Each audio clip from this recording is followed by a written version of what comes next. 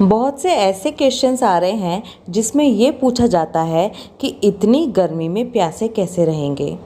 क्या हम सुबह 3 बजे उठकर पानी पी सकते हैं? तो किसी ने ये भी कहा कि उस दिन हम ज़्यादा से ज़्यादा सोएंगे तो हमें प्यास ही नहीं लगेगी। क्या है इन सभी प्रश्नों का उत्तर, आइए जानते हैं।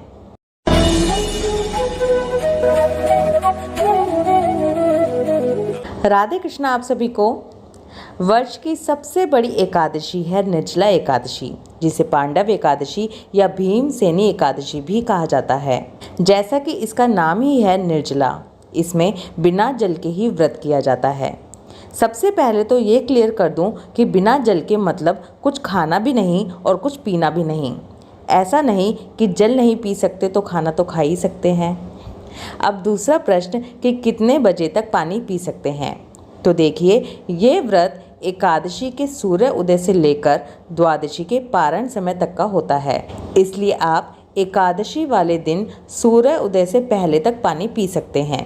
अब आते हैं सबसे मेन प्रश्न पर, जो है कैसे, आखिर कैसे हम ये व्रत रख पाएंगे। तो देखिए, मैं सबसे पहले तो आपसे कहूँगी कि निश्चिंत हो जाइए।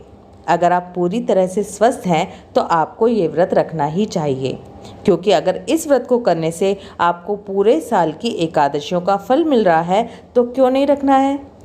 अब मैं आपके साथ कुछ ऐसे टिप्स शेयर करती हूँ जिसे फॉलो करके आप आसानी से निर्जल व्रत रख सकते हैं। सबसे पहले तो ये ध्यान रखिए कि इस दिन आप कोई भी हैवी फिजिकल वर्क ना करें। अगर पॉसिबल हो तो अपने ऑफिस, शॉप या स्कूल से ऑफ ले लें।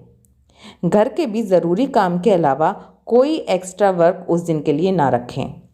एकादशी पर तो वैसे भी ज़्यादा साफ़ सफाई करने के लिए मना किया जाता है। घर को ऑर्गेनाइज करना, साफ़ सफाई, ये सब आप पहले ही दिन करके रखें। ऐसे काम करने से बचें जिनके लिए आपको घर से बाहर जाना पड़ेगा। ज़्यादा से ज़्यादा फ़ैन, कूलर, एसी में रहने की कोशिश करें। एकादशी के दिन जो भी आपको दान इत्यादि के लिए चाहिए वो पहले ही दिन ला कर रख लें और उसको ऐसी जगह पर रखें जिसे निकालने के लिए आपको मेहनत ना करनी पड़े। गर्मियां हैं, आप 2 या 3 बार नहा भी सकते हैं। अगर आप इन छोटी छोटी बातों का ध्यान रखेंगे तो आपका दिन आसानी से निकल जाएगा और प्यास भी नहीं लगेगी।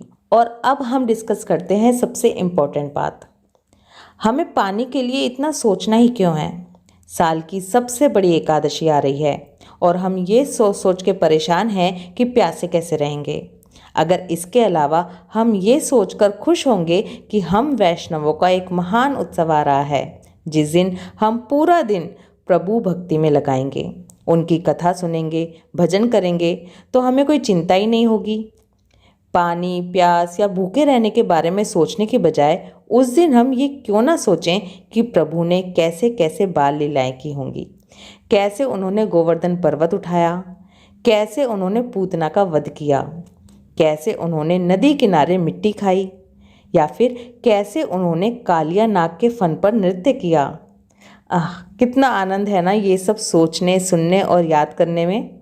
इसलिए निश्चिंत होकर तैयार हो जाइए इस महान उत्सव को मनाने के लिए और निर्जला एकादशी का व्रत पूरी विधि के साथ करने के लिए।